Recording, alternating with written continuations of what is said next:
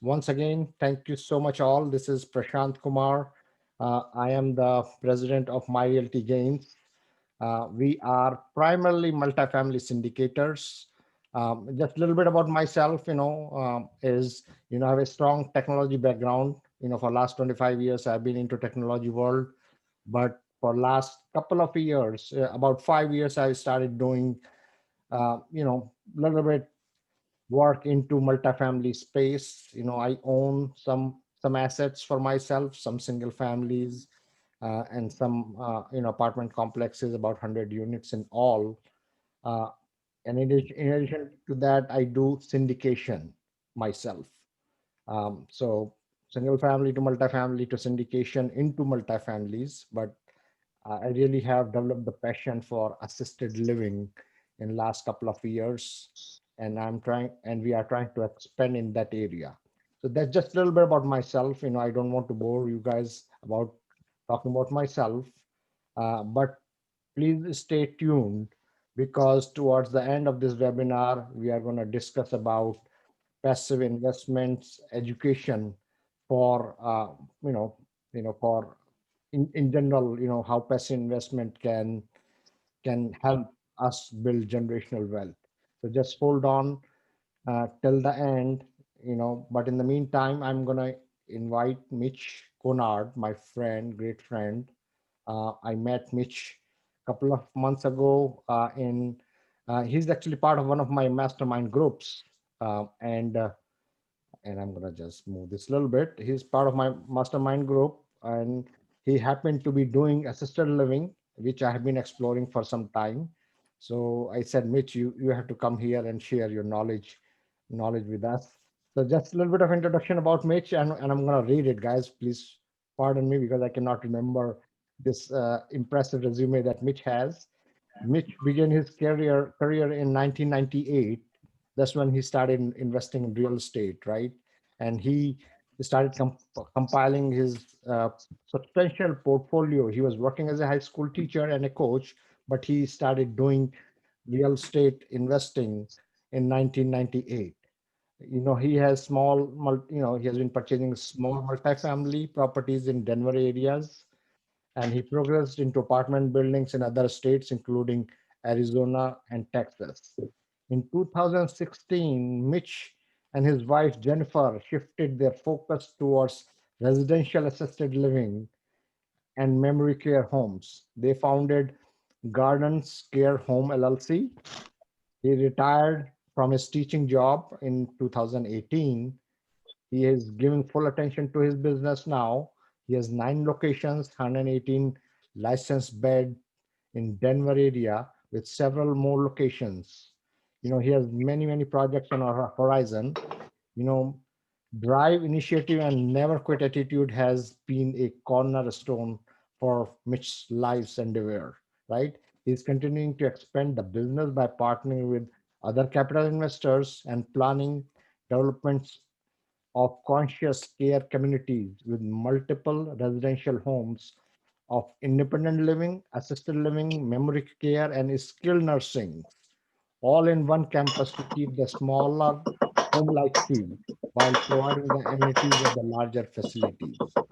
I mean, I can talk about Mitch a lot, and I'm going to put somebody on mute.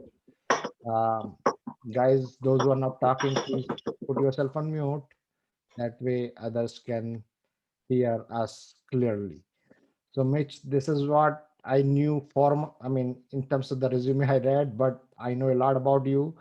I would let you talk about, let you, tell about our viewers, our listeners, what has been your journey? How have you come to where you are now? Just share some background about yourself. And I'm going to Okay. stop presenting my screen, and so that we can talk freely. Okay. Well, thanks for that introduction.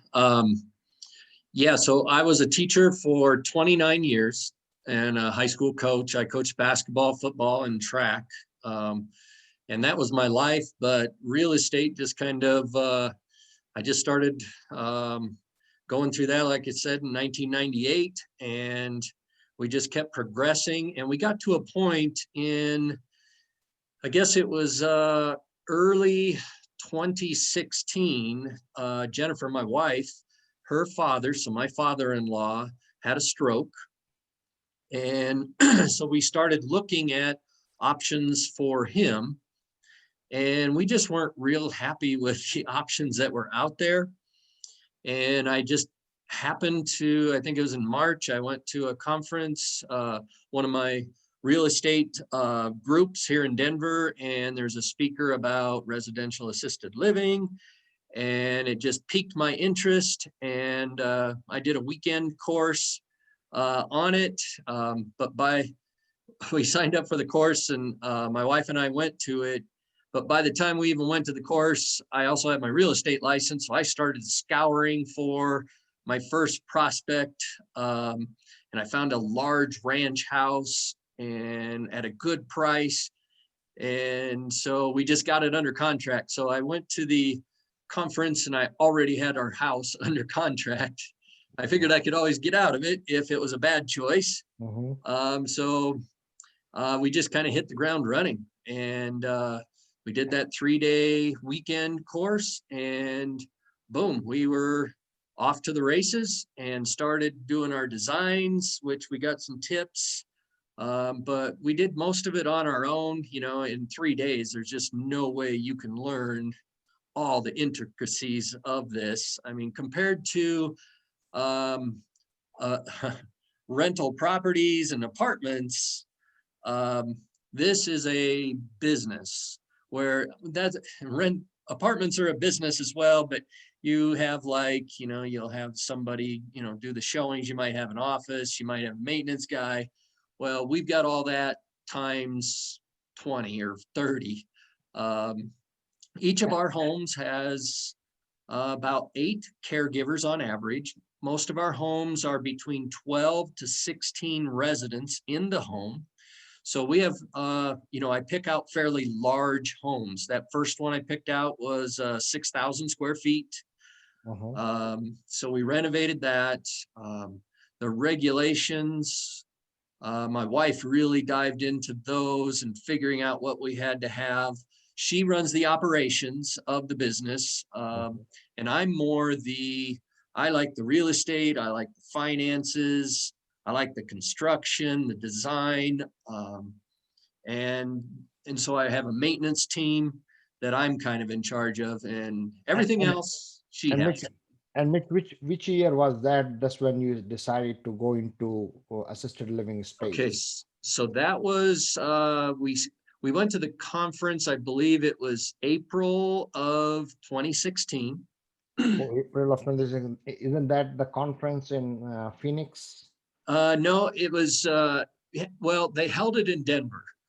He usually does have them in Phoenix. Yeah, it's Gene Garino. Yes. Yeah, so most of the time he does, but there were enough of us that were interested in this that he actually held the class in Denver. So that was convenient. And he made a connection with someone else who had, I think he had 2 or 3 homes here in Denver. So we toured those homes on the last day. So that was helpful too. And they showed us some of the do's and don'ts, and the seller or the owner, told us, well, I wish we would have done this, but we're really glad we did this. So it was helpful. But yeah, that was 2016.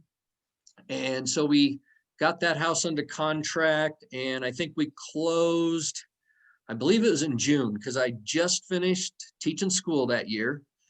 And so I was off for the summer. So that timing was pretty good. So we started our major renovation of the house. I think it had originally 5 bedrooms and 4 bathrooms. And we converted this one to 12 bedrooms and I think 13 bathrooms. How in the world would you convert a 5-bed to a 12-bed?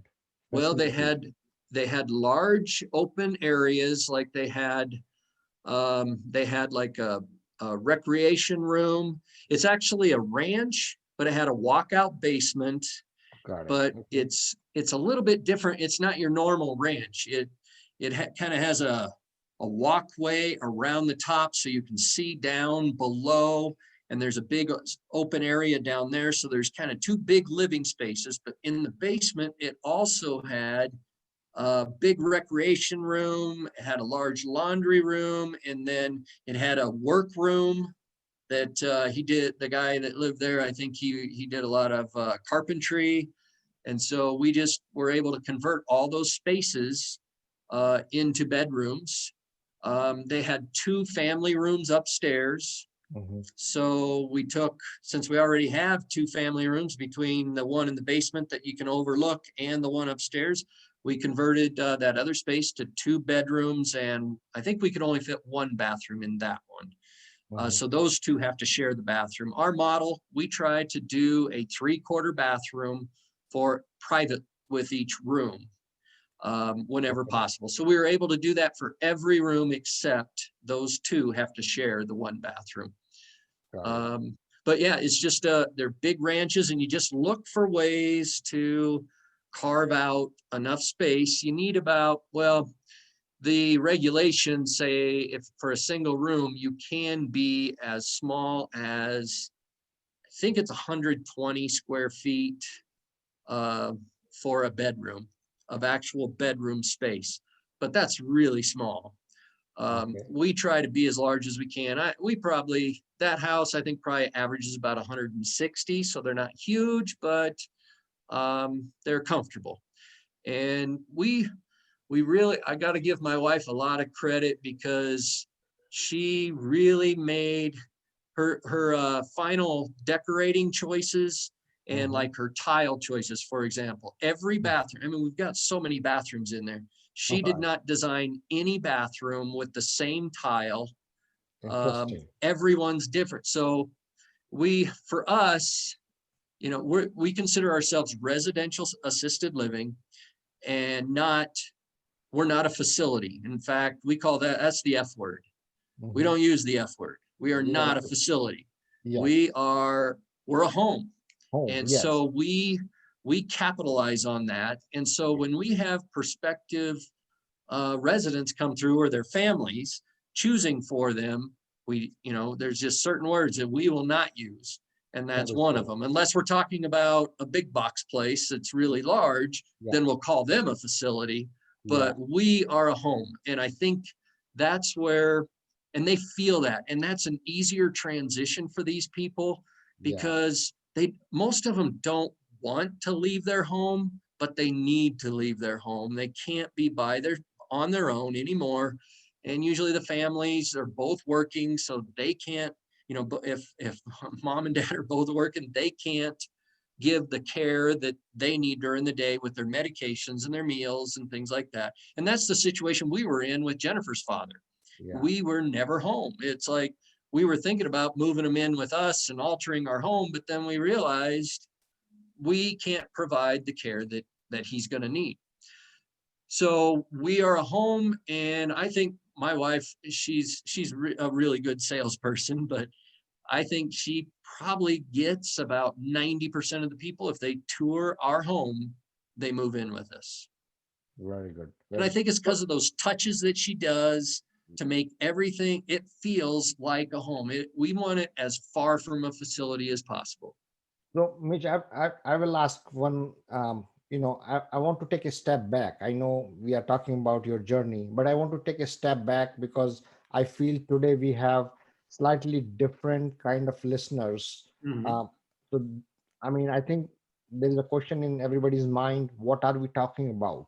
I mean, what is assisted living? I mean, Okay. what is the business model? I mean, why there is a need, and Okay. how can this be taken further as a business? Can you maybe take a step back and kind of explain what it is, and what are the advantages, things like that about Sure. assisted living?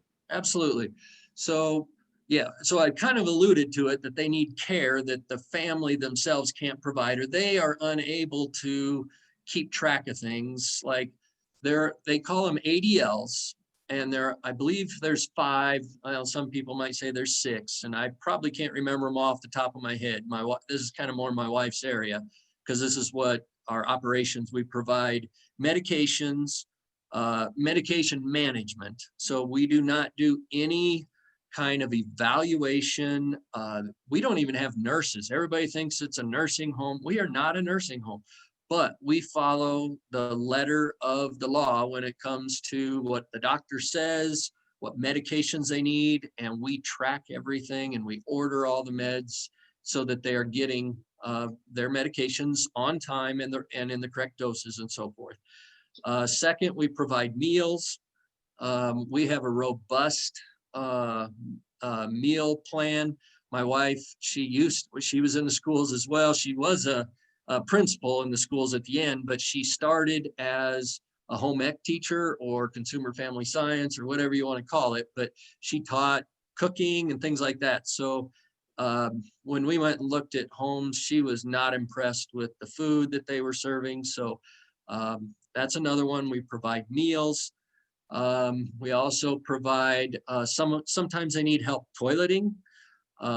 So depending on the resident, especially if they're wheelchair bound, they're more likely going to need help with that.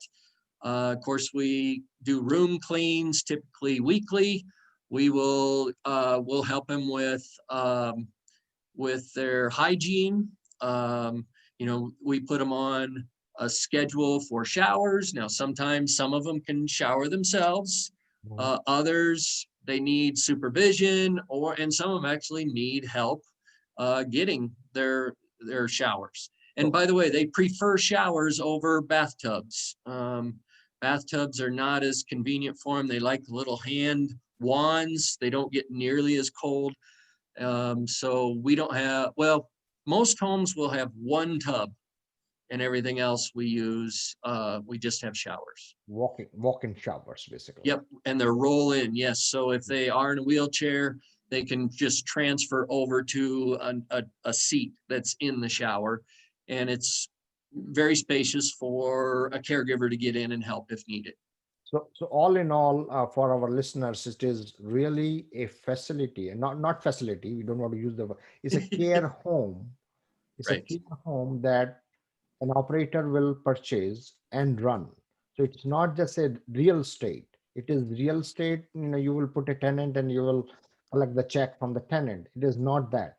It is real estate that you purchase or lease or whatever, but you are opening a business in that real estate where you are providing senior care for those elderly care basically, and you don't and these are very one-on-one care. It's not a big box facility where you have 100 rooms and one person is living in one room, like and there is a corridor in between. It's not like a hotel kind of facility. It is a home with all the amenities, and there, as Mitch said, as many as 8 caregivers in one home, providing care to those 12, you know, 10 to 12 senior residents, taking care of their medications, taking care of their meals, taking care of their entertainment, taking care of their hygiene, and basically, all in all, taking care of their elderly age time period, basically. So Yep. this is a business, heavy operational business, and I'm sure Mitch you will talk more, but these are heavy operational business, but in terms of the cash flow, and we'll get there, it is sort of lucrative, but in the bigger picture, it is you are providing care to the elderly folk, Right. right? Yep. And we also do both the real estate and the operations. So although, well, I can talk about this later as well, that there's actually some homes that we have taken over the operations, but we don't own it yet, but we've done a lease option Yeah. with them and we've locked in a price. And then we have a certain amount of time that we can decide if we want to buy it or not. But everyone that we've done that with, we plan to purchase it. But so we do have that. And the structure that we use is we have an LLC that is our operations. And then I have each of the properties in their own individual LLC. So everything's separate. Yep. And my operating business rents from my property LLC. And Yep. so they are separated that way. And I charge, I mean, the rent for my homes, just to give you an idea, most of the homes are $10,000 a month and up that I charge in rent. Okay. And Okay. so I'm able to cash flow on that end on the real estate. And Mhm. then I also cash flow even more on the operations. So, I mean, you guys can do the math, those who are intelligent. How much rent do you get when you buy a home worth 700,000, let's say? How much rent would you get if you put a tenant there? And in this business, how much rent Mitch is getting from operational side to his property side. He's getting $10,000 rent on the property side, and he's making money on the operation side also. So, I mean, that's where, this conversation is going. That's where this is a different kind of asset class than only multifamily or only single family um, business. So, yeah, please continue, Mitch. Okay, so yeah, and I know there's in fact, I've gotten a few really good deals Mhm, um, because you can't. There are people out there that will only buy and do the facility or the house itself or facility and mhm. just rent it to another operator and have nothing to do with the operations. And that will work great if you find the right operator. I will Right. tell you, if you have the right operator, that you will cash flow very well.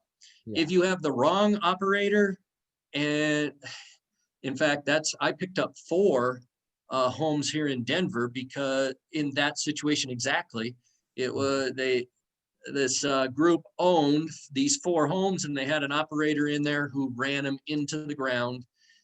Basically, when we went and toured it and they were asking us to come in, and they were desperate because they weren't able to pay the rent because they couldn't fill the houses. All the houses were at 50% occupancy or less in some cases.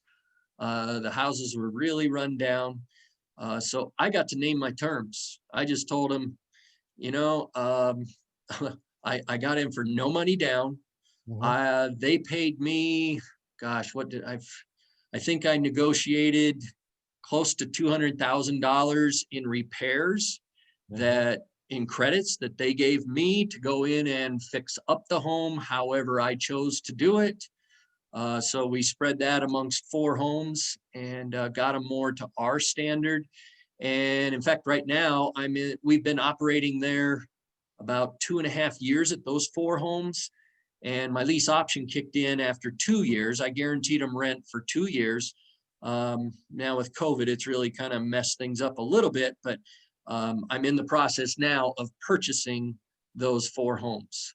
So that's kind of a model that we're expanding. In fact, we've done a couple other lease options.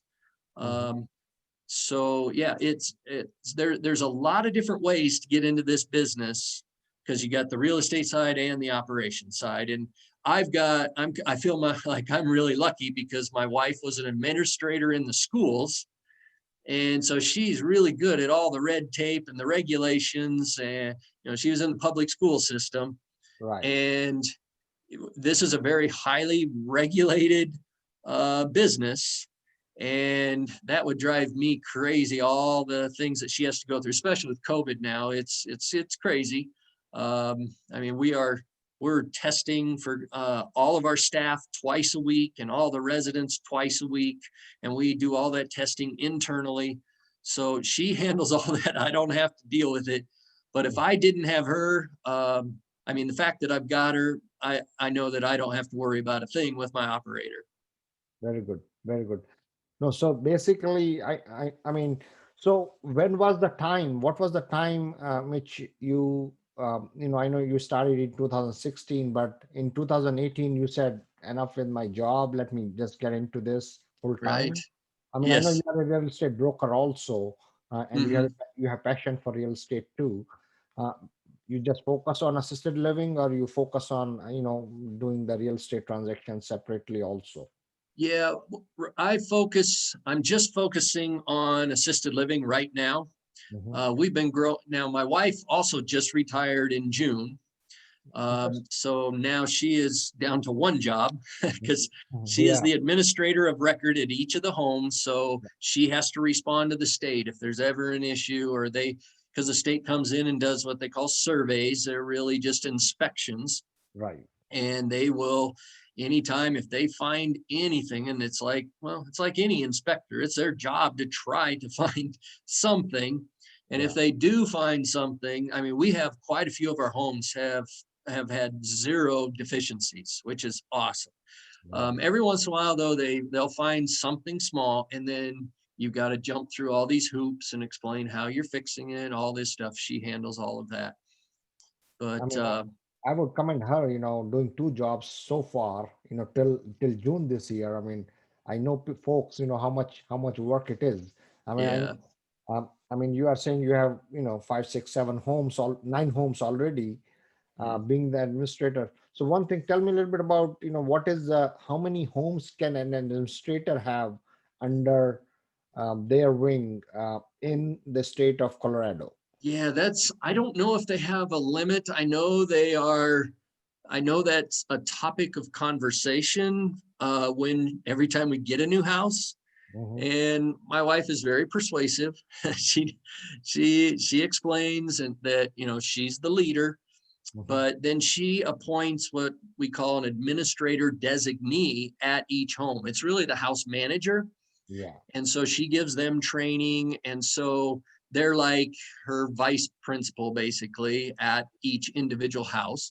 And Right. then we've grown enough as we've gotten larger, then we add other positions. So, Right. when we first start, you just have a house manager and an assistant manager, and then, maybe 6 or 7 care staff that rotate shifts, to cover 24 hours a day. Right. And so you just start that way. But after we started building, I don't know, we got to 6, 7 houses. It was like, well, even before then we took our best house manager and made her a resident care director. So her job is just to go around at each house, make sure everything is being done with fidelity, that every need is being met by our resident, because that's why we're there in the first place. So we've added positions. In fact, we added one less than a year ago. Staffing is one of the biggest issues in this industry, Yeah. because it's so easy for your staff. If somebody gives them 10 cents more an hour, they may just leave. So Right. we've got some programs, and I can kind of talk to you about that a little bit. A program that we're firing up Hmm. that is really close to my heart. But we've hired now a gal that all she does is hire and train Hmm. people. That's just her job, is all training. So as we get larger and more homes, Right. we're taking, adding more positions to our business. So as you are, I mean, I know 4 homes, you got it for next to nothing with wonderful homes and everything. But as we grow, from 1 home to 2 homes, there is only so much money we have, right? I mean, what is the sources of capital? I mean, I know savings is one, but how are lenders looking at this asset class? I mean, what are your thoughts on that? Well, that lending is one of the biggest issues when you start, Right. because and especially if you want to do the operations. Hmm. Um, we got rejected by so many banks because everybody wants 2 years of experience before they will lend you money. That's what I found. It's just, that's the magic number, is 2 years. 2 years. And honestly, I was not anticipating this. I'm coming from the world that most people here are probably in, which was in real estate. And, I've done some flips, and I've got, still have my rental portfolio. And so when I bought that first house, I just used one of my hard money lenders. Hmm. So, and they were like, oh, we've done deals with you. We trust you. Of course, they checked it out too, and everything made sense to them. So I was in this hard money loan. Well, little did I know, of course, when I went to the class, they really didn't talk about lending. They just said, oh, yeah, you just get an SBA loan. Well, Yeah, that's it wasn't that simple. yeah, that's another story. Yeah. So anyway, I finally did get an SBA loan, but it was a lot of work. Now lending is not nearly as difficult. Mhm, Even during COVID here, things are slower, but we've mhm, got the financial numbers. The banks, they like the numbers, mhm, so I'm able to find that financing. But as far as capital to get started, mhm, I was a teacher and I had a portfolio of properties. So, but I didn't have a lot of extra money. mhm. But my first two deals, I got in for no money down, both of them. Interesting. So the first one I did with my hard money lender. Since I Mhm, had done enough deals with them, they didn't require a down payment from me, or if they did, it was nominal. I don't recall for certain. uh-huh, So we got into that. Of course, they funded all the rehab. mhm, And then while we were working on that property, of course, I'm looking for the next one, because we were excited about. We thought we were going to get up to 2 or 3 homes just so we could share staff if needed, and just some of the economies of scale. mhm, So we kind of thought 3 was a magic number. So I mhm, was looking for the next one. Not that we were really ready, but I found a tired owner, an mhm, operator, mhm. and that house happened to be literally a mile away, about as a crow flies. And in fact, when I found it on the MLS, I was just looking for another large ranch. And Mhm, so this large ranch popped up, mhm. but then it said in the writing, it said, oh, it's an assisted living home already. Okay. So when I contacted the broker, I started talking about it. I said, I'm building one. And, so she was all excited and said, yeah, this sounds like a good fit. Well, the problem is I didn't have any capital. It was all, I had it all wrapped up in my other projects. And so I had to talk to him, and I got him to do a seller carry Mhm. for 17% Right. of the purchase price. And I got a 3% commission as the real estate agent. Mhm, So that gave me 20% equity.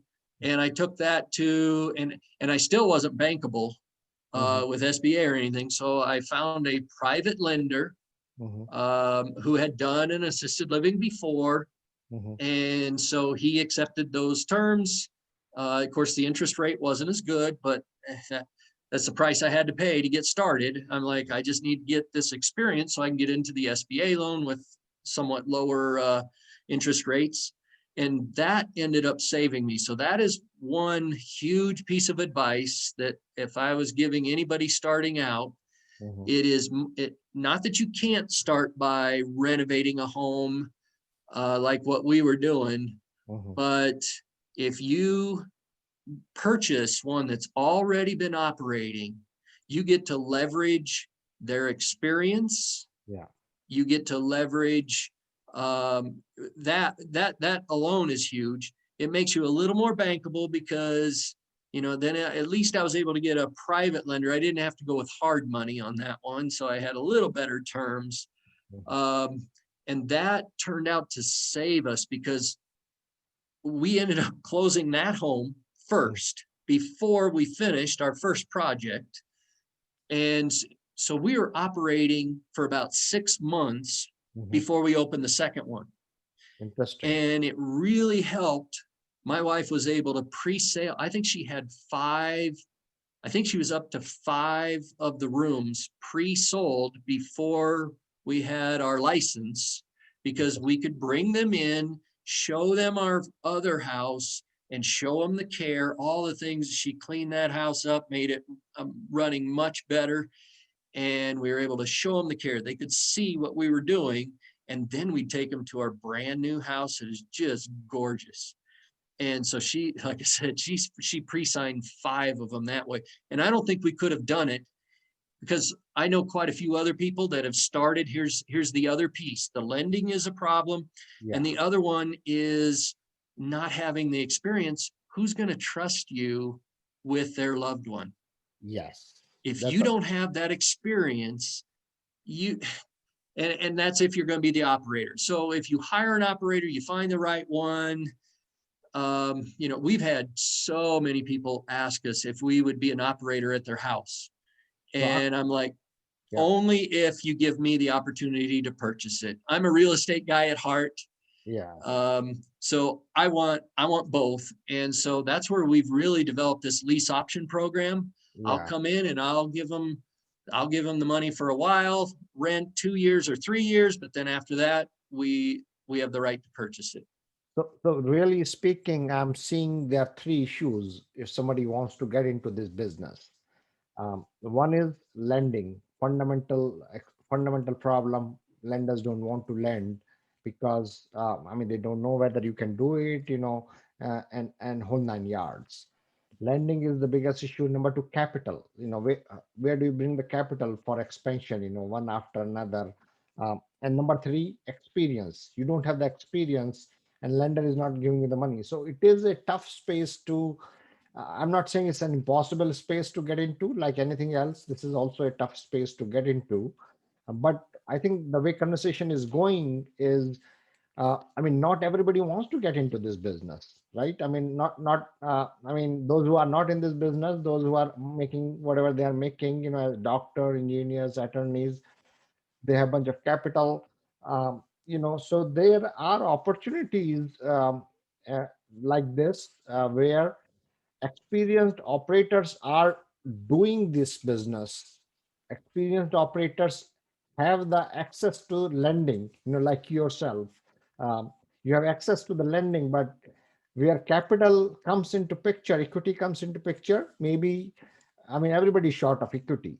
So there is a model called syndication model where uh, where there is a possibility that it is called passive investing, and reap the benefit of passive investing and still get the benefit of that business. Yes, operator makes some money out of it, but those who want their money to work for them, they can possibly passively invest in different asset classes like multifamily or storage or mobile home parks. But assisted living is also giving the kind of returns. I mean, we haven't gone into numbers yet, but I mean, I know the numbers because I'm into this space. I'm doing this myself. I'm an operator as well as syndicator also. But those who are not ready to jump into this business, for them there is a possibility that they can get their feet wet by putting the money passively. Again, I'm not asking for money. This is not the purpose of this webinar. The purpose of this webinar is only education, purely education, nothing else. There is no obligation. So I just wanted to bring that point here, that there is something called passive investing. And guys, please stay tuned. I'm gonna towards the end, I'm gonna share a link with everybody for everybody to learn what is passive investing and what it can do for you. So yeah, Mitch, yeah, please continue. Okay. Well, um, I don't know what direction you'd like me to go next. I wanted to find out that example that you said that you were going to give about the girl who, I mean, the program that you have in terms of hiring the resources. I know hiring a resource is also a very big challenge in this business. It is, yes. So here's we've started to implement it. I've got big plans for it. But what it is a housing program for our staff. Okay. So and it just kind of happened organically. Mhm. We started housing some of our staff in my small multifamilies that I had nearby. They needed a place. I had an opening and I moved them in. And it's like, oh, this is like a benefit Mhm. to our staff. Now I've got someone who's even more loyal, and I usually give them a little break on the rent. Mhm. I do a couple other things for them, like our paydays are on the 5th and the 20th of each month. Well, rent's due on the 1st. Yeah. Unless you're one of my staff, then I work out a little deal and we sign a little paper that their rent isn't due until the 5th. And I'll even go so far as to, and we can just take it right out of their check. I'll take half of it on the 5th and I'll take the second half on the 20th. They don't even have to deal with it. And I've got a tenant that I know who the employer is. So it's actually worked out really well. And my phone rings a lot. Do you have anything open? Because I'll post it. We have these communication things, and we got one staff one where they can post if something comes up short term and they need to call out, and they're looking for somebody to cover that shift for them. And we've got a string for all of our homes now, and so anybody can go in for that. And so if I have an opening, I'll just post it on there. And I usually get about 5 of our staff saying, "Oh, I'm interested, tell me more." And I would say we're probably over half of our units now are staff members. So you know where they work, you know how much they make, you know Yep, where they live, and you have control over the rent also. yep. That you are assured of the rent because you know that they made money and it is being taken And out. I automatically withdraw it, so I know I get paid first. Yeah, wow, that's an incredible approach. I mean, Yeah. Now, and where I'm looking to expand this, and this is just because of my real estate background, is I'm starting to, in fact, I had a meeting with just our house managers one time, and it was after we do monthly house manager meetings where we bring them all together and talk about any issues and any new things coming down the pike and so forth. And I just put out that, hey, after this meeting, if anybody's interested, because I'm a real estate agent, and they, of course, they know the quality of our homes, and they even know some of them are even living in our rental properties. I said, if you're interested, I will kind of give you some tips on credit repair and first-time home buyer programs. And I told them I'll even consider doing a lease option program on a house with you. So, and we'll just have to work out those details. And they were thrilled. wow. So again, I I haven't quite made that step yet. I do have a single family home. Well, I rent a couple single family homes to 2 of our directors, and one of them, she's like, I want this house. Can I lease option this house? And I said, no, that one I've promised to my daughter. And she's finishing her doctorate at Creighton University in PT, and she's going to come in and provide some PT in our homes. And she's done in May. And so she'll be moving back next summer. And she and her husband are going to move into that house. So I told her, I said, you can rent it, but I only had 1 year left. I said, so you can live here for a year, and then I will buy another house and you can have your input, and I will lease option that home to you. So Guys, she's really excited. very good. So, guys, if you are paying attention, and those who are paying attention, please feel free to ask any questions in the chat box, and I'm gonna start asking Mitch. But I really want to get into the real meat and potato of this conversation is what is in it for me. I mean, what are we making? What are the numbers? Yes, operations wise is very comprehensive. Yes, you need to find good operator. If the sky is perfect, the sun is shining and there's no snow outside, what are the numbers today? How is this business looking? I know you have a couple of other things like multifamily and your single families lease options. So you have the whole thing. I mean, I don't think anybody and everybody can have that. But on a home, Mitch, please walk us through how are the numbers looking, so that our listeners know what it is. Okay. Well, let me start with the real estate side. For the homes that I own, like I said, I charge anywhere, most of them between 10,000 a month in rent to 12 or 13,000. is the normal rent for our homes. And so I'm making anywhere between $3,000 and $4,000 on top of a highly leveraged property. So in fact, well, I explained those first two, Yeah. I put no money down on either one of those. Mhm. I did have to put some of my own money because we did go over budget. So in the end, to finish the project, I put some of my own money. But so with a property that is basically both of them 100% leveraged, I'm still netting over $3,000 a piece on the property side alone. On the 100% leverage property where there's no money down, you are making $3,000 on the lower side and $4,000 to $5,000 on the upper side. Yeah, I think my top one's close to 4,000. Yeah. 4,000, 3 to You know, and 4,000. I can set the rent. I mean, with the IRS, I got to be careful and make sure it Yeah, makes sense, you yeah, know.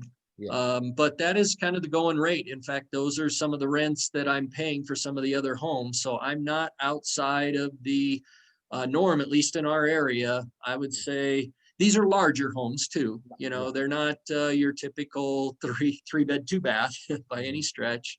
So mhm, they're the larger ranches that I can find. mhm. Anywhere from like 6,000, well, probably the smallest I have might be 4,500 square feet. And I Right, think our largest is about 8,000 square feet. right, right. Then Okay. on the operations side, Yeah, that's what our viewers are more interested in knowing. yeah, the operations side, it really varies. I've got two homes that are currently at 8 beds each. Uh-huh. And we don't run our homes as tight and as fine as, you know, and squeeze the money out of them. Mhm, We're building our brand. mhm. I've got enough other incomes coming in. So we really do, well, maybe not spoil them, but we spend money on our residents, and we still make money. But my two 8 bedrooms, we're applying to get them up to 12. Mhm. So we're going through the process. And when you're in a residential area, you have to jump through hoops. And like, in fact, we've got a meeting here between Christmas and New Year's even, um, for a community meeting where they can voice their concerns. Of course, it's virtual at least. Normally you Yeah. hold it at a community site nearby and they can come voice their concerns and find out our plans and that kind of thing. Um, and to be honest with you, we've done several of these meetings and they're not pretty. Yeah. Yeah. People in residential area, you know, it's like they don't know what to expect for one. They think it's going to be traffic in and out of their house or by their house, that it's going to be unsafe because of all the traffic. They think it's you know, just it's going to be a cluster with parking and, you know, where's everybody going to park because it's just a residential neighborhood. So we try to ease their concerns, and so far we've never been shut down by the municipality or the county or whoever's in charge of that area. So we Mhm. always get it pushed through. We have the the um, federal act for disabled people is a protected class. Well, not just elderly. Elderly is not a protected class, but assisted living is, because they need help and they have every right to live in a residential area. Right. So we win every time, but you know, Mhm. you want your neighbors to like you. And Yeah. I'll say, you know, it's contentious at first, but once we move in, they're like, oh, you guys are just like any other neighbor. You know, Yeah. things are great. In fact, we keep our houses nicer than most everybody else in the neighborhood because we're always, you know, showing it and we want to keep our brand. Yeah. So, but to get to the numbers, those smaller ones, I would say by paying my rent to the other property, some of those don't make very much. It's very modest, Mhm. less than 5,000 on those two because of the way we run it. Right. Like I said, I could squeeze it out and I could probably make on an 8 bed. I would say I could probably get close to 8,000 a month Yeah. profit if I really dialed it down and didn't hire entertainers and things like that. Yeah. So two things. How much do you charge per resident, and how much is your expense ratio? I think that's what probably, and how Sure. much should be that expense ratio, so Okay. that, yeah. So, well, I And not told you just, my lowest homes. yeah, The largest home, my best homes yeah. are probably 25 to 30,000 a month net. Mhm. Okay. Um, I've got a couple of them that are doing that well. In fact, it's both my two memory cares are my highest performing homes. They're both 16 beds. Right. So those two are my two best homes. Got it. And like I said, I'm probably 25 to 30% uh, income on those. Yeah. So basically, on those homes, your rent probably maybe in about $8,000 per bed or something like that. No, ours are not. No. I would say our assisted living probably averages close to 5,000 per 5,000. month. Okay. Um, Probably a little bit less. You know, we try to get all the bathroom amenities. That's a huge thing. If you have a full shower and all, you can Right. get over 5,000. If you don't, we're usually in the upper 4,000. So it's right Yeah. around Yeah. 5,000. Yeah. Yeah. That's fine. I mean, I'm just want to give a feeling to our Sure. listeners. Let's say $5,000 per bed, and you are talking about 70% on a very, very liberal side. 70%. It can be less than that also. 70% expense ratio, Yeah, because you have food and you have care and everything. So if it is $5,000 per bed and you have 8 bed, you are talking about $40,000 rent, and 70% of 80,000 is 28,000. Potentially you can make 12,000, 10 to $12,000 on 8 bed facility, after paying all the expenses. So yeah. that's a number that you are hearing, from Mitch. And fortunately, I also have a couple of these homes, and I'm partnered up with the operator. Obviously, I don't operate myself, but you know um, I manage, like you manage, and you have partnered with your With my wife, yeah. your wife, so to say. So I have my partner who's the operator, Mm, and we are actually a little bit better than 70%. mm. We are about, like 68, 60. I mean, because I'm a number guy, I monitor it very, very closely. 65 to 70% somewhere in That's that. great. Those are good numbers. Yeah, but our homes are smaller because we are 6 bed facilities, Mm. California owned. Your I mean, 6 bed home, not a facility. yeah, yeah, 6 bed home. Yeah, you're right. Ours are 6 bed homes only. Very simple stuff. Just buy a home, and to your point, always bought we have always bought a business, not the home, and Mm, converted it. So, uh, my operator has 10, 15 of them. I mean, I don't have that many. I have only 2, 3 of them with him, and trying to buy a few more.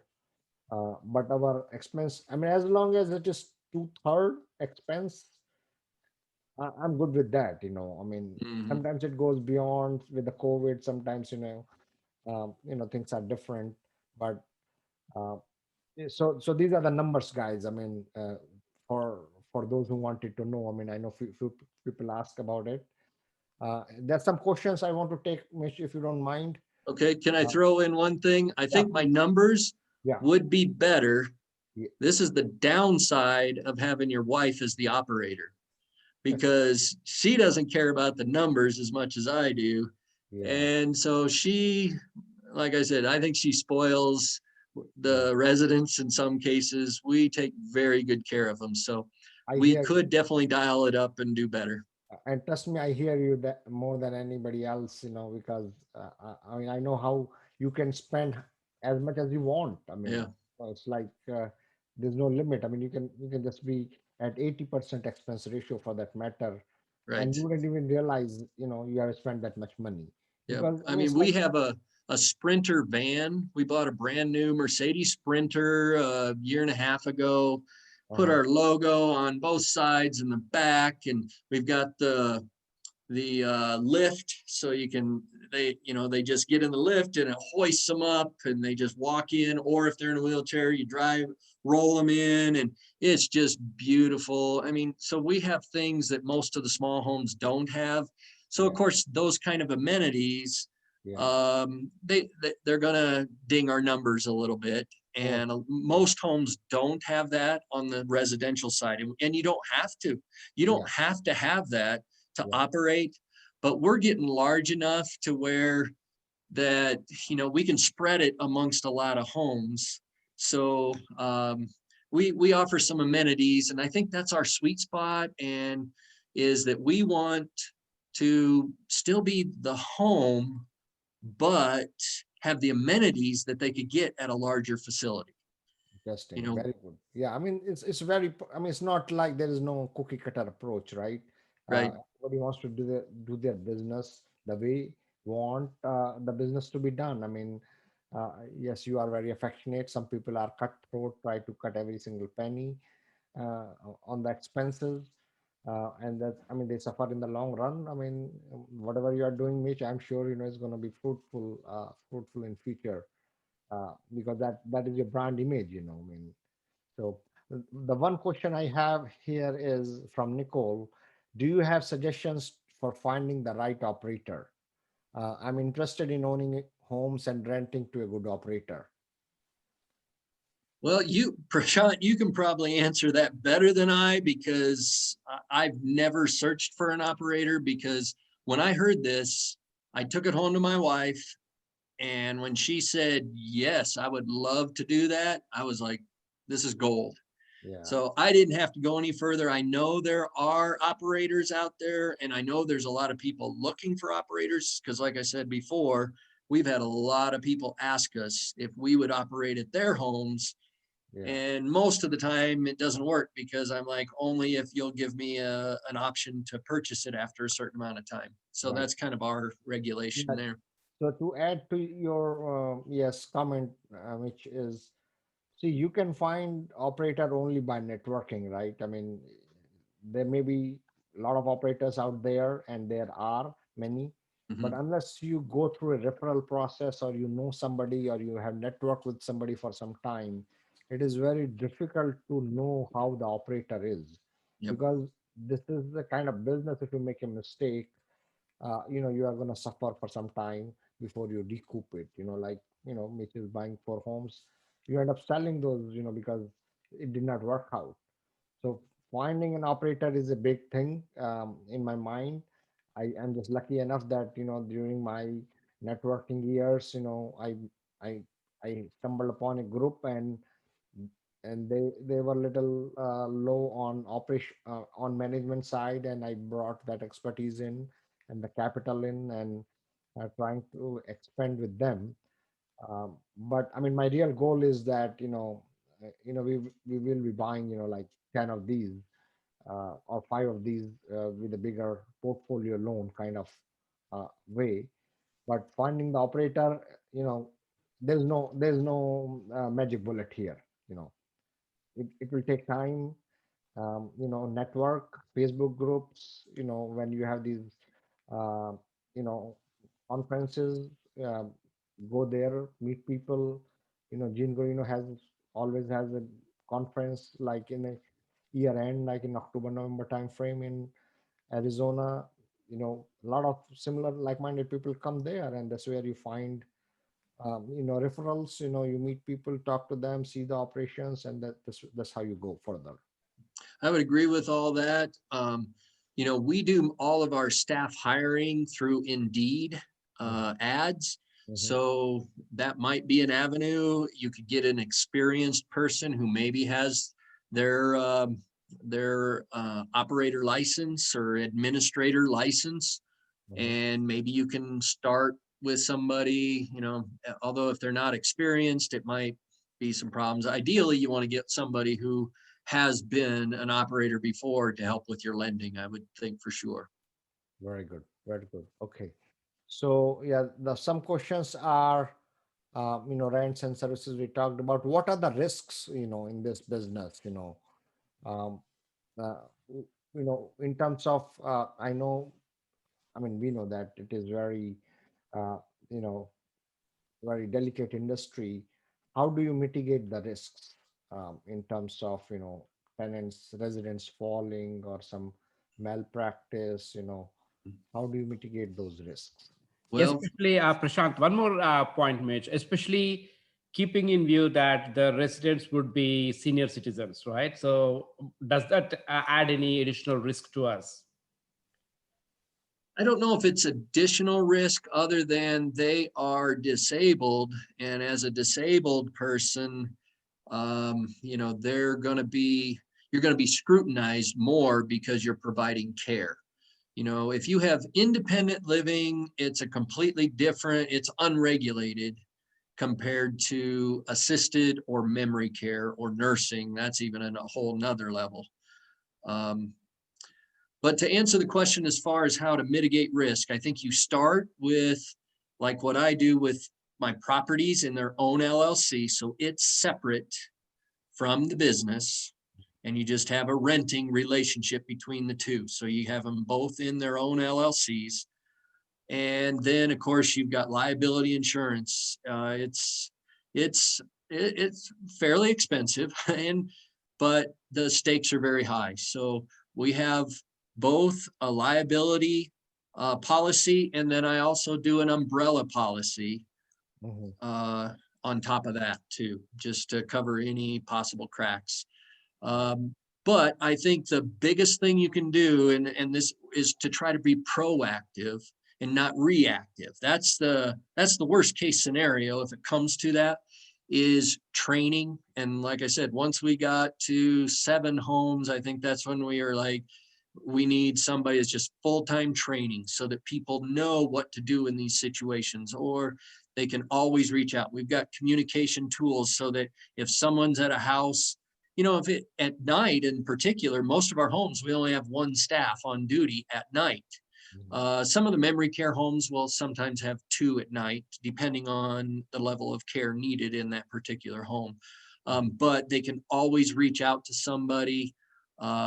So we try to be proactive in our training. And in fact, we have we have a service that has videos on training, and then we will require them to watch certain trainings, especially if we see our resident care director may notice something and they're like, this person is not doing this to my expectations or our company's expectations, and she will assign them certain things, and she'll give it to the trainer, and the trainer will customize what this person needs in training, and we can set it up in videos, and she can meet with them, and so we try to be proactive as well. Very good. So another question I have: all your residents are private pay, or what are your thoughts about Medicare? I mean, do you take Medicare, or it's not that? Yeah, that's a great question. A majority of ours are private pay. We try, and I know some owners will only take private pay, and if you do, your numbers will be better, because you're bringing in more income. But there is such a need in the lower income as well. So we try to balance it. You know, it, I, there, so it's not all about the money for us. I mean, the money is good, but we usually, like some homes, we will designate a certain number of rooms that we're like, these are our Medicaid rooms. Mhm. Now, honestly, it, it, here's what we do. If a room doesn't have its own private bathroom, Mhm. that's usually one of the rooms that we will say, okay, we'll take a Medicaid person in that room. So they don't get quite the amenities, but they still get a beautiful home that all the private pay people get. And I think we feel like that's a good balance. And I know that the municipalities really appreciate that as well. The people that are trying to find placement homes for Medicaid, they are so appreciative when we have one open up, because There's some homes that I think aren't nearly to our standard, and normally they can't get in a home. So we even got an award from one of the cities that we have several homes in, and they gave us an award for being the best assisted living in the city of Arvada. So, and I think part of that is because we're an inclusive community. We do accept Medicaid. And how much Medicare pays approximately? Is it It's approximately 2,700 for assisted living. got it? Got it. Okay, very good. So a lot of times too, I will say this, not only, um, usually if they're Medicaid, in our homes, they have to have a roommate. So they share a room. Got And it. so that's another way to kind of cut our costs. I mean, it's still twice, a lot of the expenses are twice as much, but at least it gets that room to the income close. So it gets almost as good as private pay in the end then, Yeah. if we do it that way. Yeah, I mean, yeah, then it makes sense that you put two residents in one room. So 27, 5,400 at least coming from one room. Yes, your expenses are a little bit higher also, but at least it is comparable to private pay for Right. that matter. So very good. Now I will take 2 more minutes now in between, and then we will open up for we can invite anybody who wants to come on camera, network with anybody, and ask questions directly. Feel free to do so. I know I kind of alluded in between that uh, there are a lot of professionals, ultra busy professionals who are unable to do these kind of businesses, the businesses which are producing higher cash flow uh, for the operators. Uh, so there is a model called syndication model where we pool in the money from passive investors, and the passive investors get the benefits. Passive investors become the owner of the asset. They become owner of the asset. They get the advantages of depreciation. They get the advantages of appreciation. They get the advantages of the cash flow, and whole nine yard basically. So um, for those who want to learn more about it, I mean, I have created a small 7-day email course. It's all free, and I just want to share that with the viewers. And no hard and fast rule. You don't have to subscribe to it if you don't want to, but I will just share it anyway. The email course that I have is on my website. My website is called myrealtygains.com, and it is 7-day dash email dash course. You just give your email address, and you'll get 7 emails one after another, that will bring you up to the speed of advantages of passive investing in real estate. So we invest in assisted living, and we invest in multifamily. Multifamily is another asset class where the depreciation benefits are even more than assisted living, because those are bigger assets. But in assisted living, cash flow is higher. So, I mean, in general, we just talk about and very simple, 2 minutes per day. In 7 days, you would know a little bit better. And if you want to talk to me, feel free to schedule an appointment with me. But this is a very open forum, guys. Um, Note it down, and I will put it in the chat window also, so that you can click on it. If I can copy it, uh, I will put it in the chat window too, so that you can click it. And um, if you want to subscribe to it, feel free to subscribe to it. However, if you want to network with the folks, Mitch, I would request you to leave your number and the email in the chat, so that folks can directly talk to you. They can talk to me for sure. No problem. They can directly talk to you, ask any questions if you don't mind. Um, and if you guys want to leave your contact information, feel free to leave it in this chat window, so that anybody and everybody can outreach you for any communication. So I want to keep it very open. No hard and fast rules. guys, feel free to come. Um, feel free to come on camera if you want to. And I'm leaving my cell phone number also, by the way, here. Uh, and ask any questions. Feel free to ask any questions. Anything. I know we are a little bit over time, but I mean, we rarely get such knowledge nuggets. So Mitch is here, and I think he won't mind spending a few more minutes answering anything else that you may have. Sure.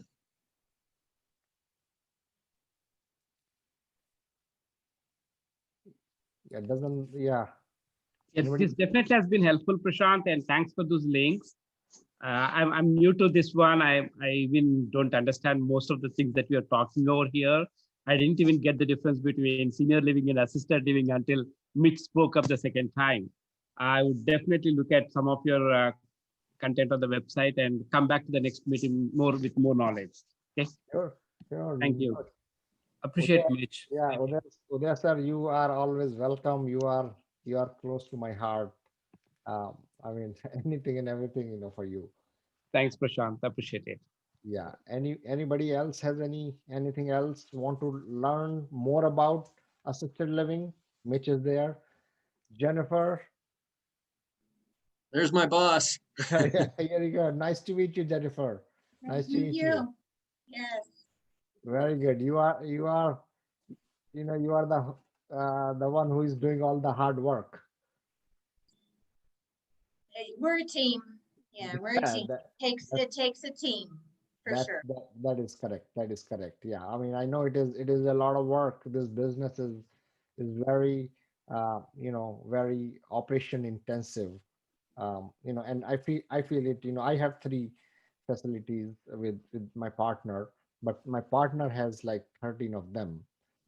So I see how he's busy all the time and stuff like that.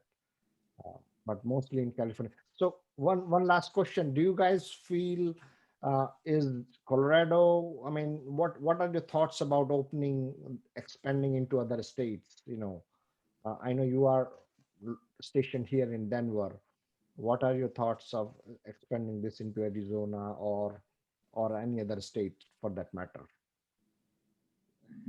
Well, my wife, she has big plans. Well, she talks really big, and then sometimes when I start doing them, she starts getting nervous when I start bringing more and more projects on. But she does. We have kind of narrowed down to we're looking to expand potentially into 3 different states.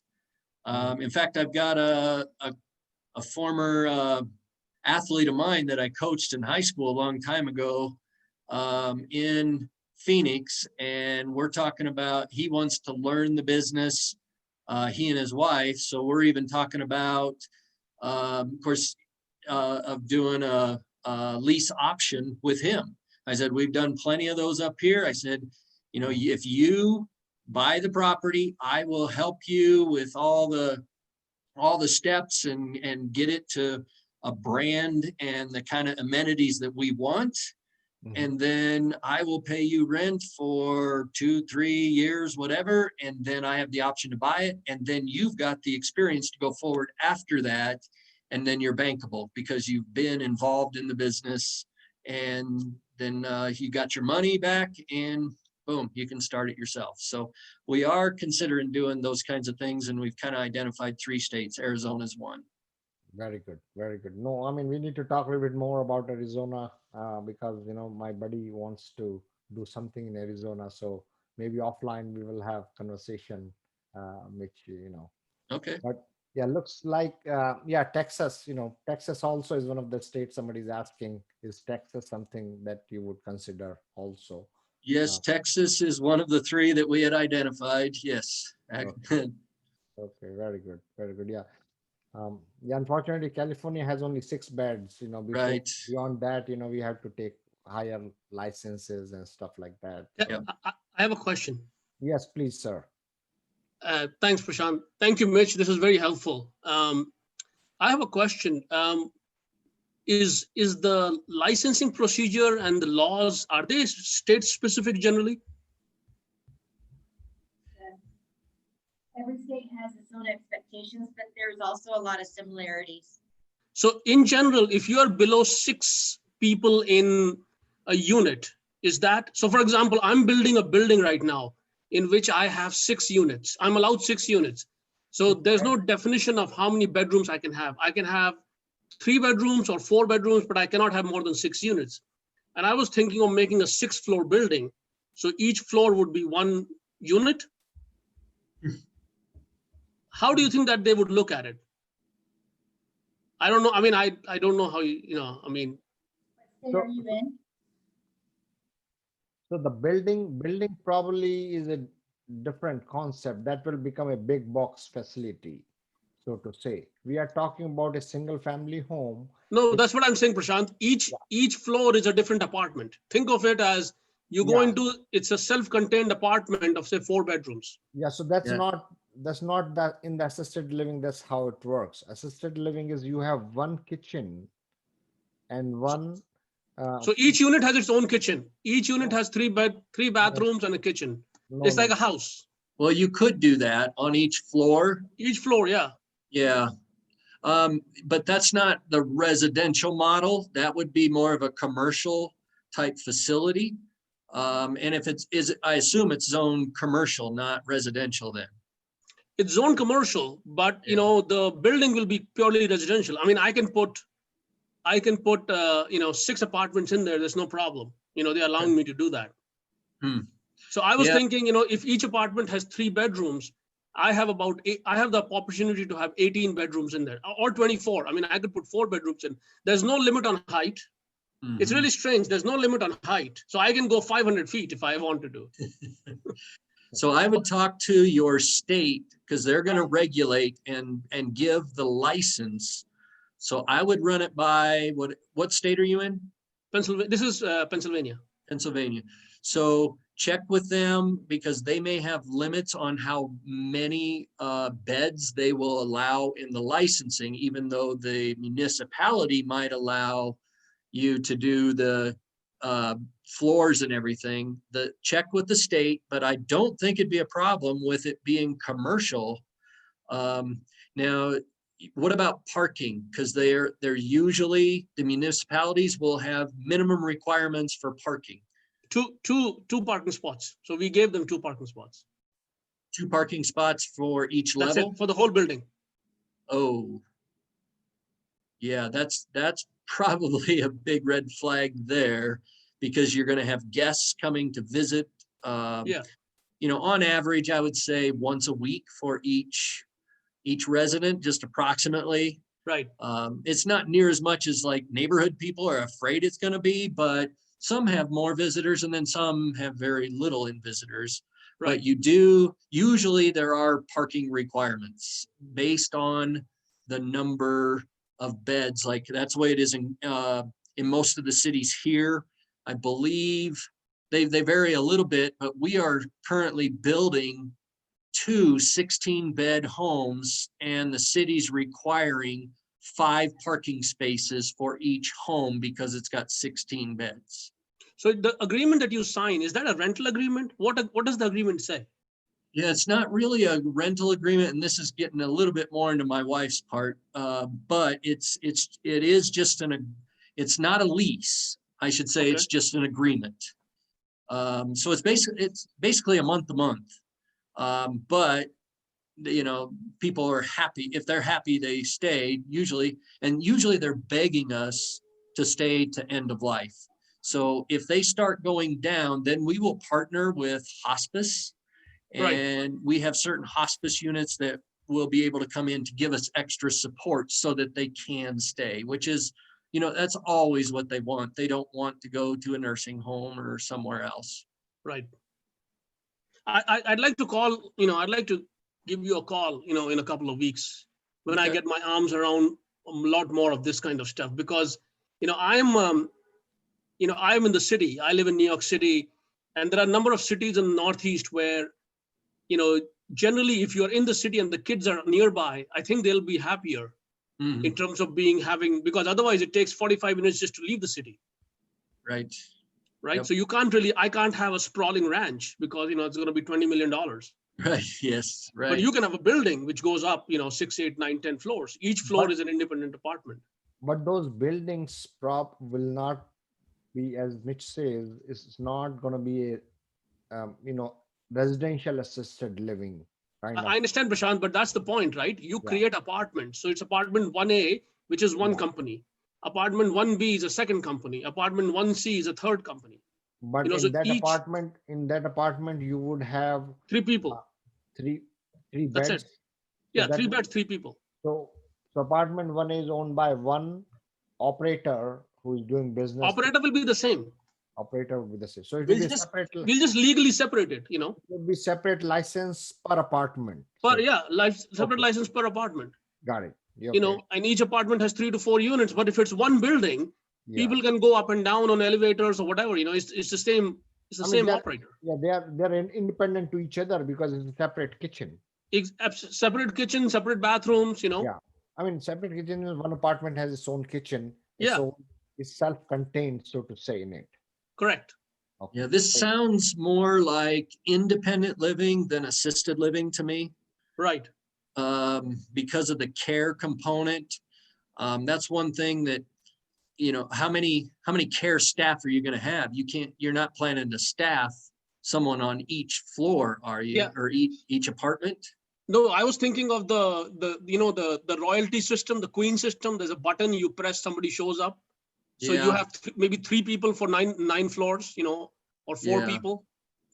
And, So and that could be, but that's where we win out in the residential world. They'll choose us. Now, maybe you don't have that competition there. In fact, I've heard that the Northeast really doesn't have this concept of residential assisted living very much in the Northeast. no, I've I heard. mean, it's a big problem here because, again, I can't, when you're talking about it, I'm thinking of ranch. The moment I think of ranch, I mean, Prashant lives in Nassau County. Ranch is like, that's $2 million just for the land, Yeah, and even there, I can't think of just one floor house, right? Because the taxes will be $35,000-$40,000. So, but if you have a building, there's a lot of buildings around, mhm. so buildings are 6 floors, 8 floors, you can have 2 elevators, and people are used to it. Yeah. And I think that would work. You'd have to be very careful about who you accept as a resident. They're going to have Right. to be very close to independent, where they just need Correct. a little medication monitoring. They're not going to, if they have trouble transferring from their bed, to their wheelchair, for example, Right. they might have to wait longer because Right. they're on a different floor. They push the button. It's not going to be as great a system. So you probably, I think, either independent living or low acuity people, that would work. Right. So in your thought process, right? How important is it that the people who are making these decisions, these people are generally the kids, right? Like, where Right. will mom and dad go? Is generally the kids making the decision, right? Yep. So the location, I have to be within, call it 45 minutes to an hour of where they are. Is that a big driver in your view, or is the facility a bigger driver? I think it's definitely both. We have families that are willing to drive, but if you have it in their backyard, that's a no-brainer. So we try.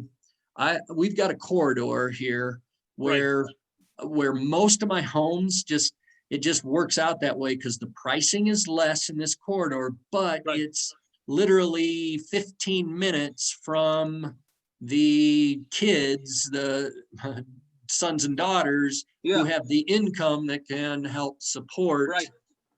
living in our homes, and they're willing to drive 15 minutes. And that's kind of what we use as a guide. We Yeah. try to be within 15 minutes Yeah. So of we are in those populated areas. Yeah. right. So Prashant and I are in the tri-state area between Connecticut, New York, New Jersey. 15 minutes. I mean, I might not be able to go, half a mile in 15 minutes. Right.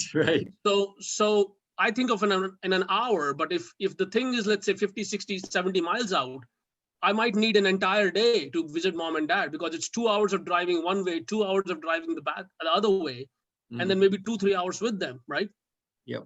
So that's what I was thinking in terms of having something which is closer.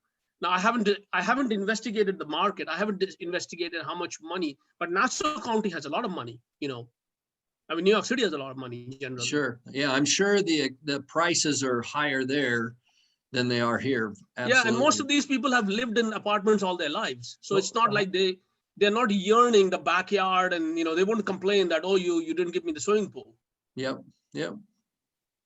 In New York, I have done some research in New York. It is a little bit difficult to do assisted living in New York. Um, that's the reason why I have not looked into doing it in New York, because for obvious reasons, New York, everything is so difficult. Very expensive. Even putting a tenant in your rental is very difficult. Yeah, Mitch, that's why we asked the tenant question, because if they are tenant, you can't get them out for 9 months. Right. They Yeah. won't Right. pay and you can't throw them out, you know. Yes. Yep. Yes. All right, guys. I mean, I want to respect Mitch's Thank you. time. Um, uh, Mitch, guys, any final words? Anybody has anything else? Otherwise, we'll and Hamad, we will touch base again.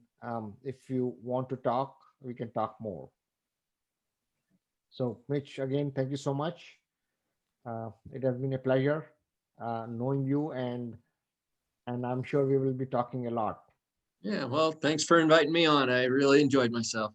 And I'm gonna send you the recording. I'm gonna send recording to everybody, of course, and we'll talk more. Okay. Sounds Thank you, good. Mitch. Thank you so much again. Thank you All very right. much. Have a good night. Yes. Good night. Take Thank care, you. guys.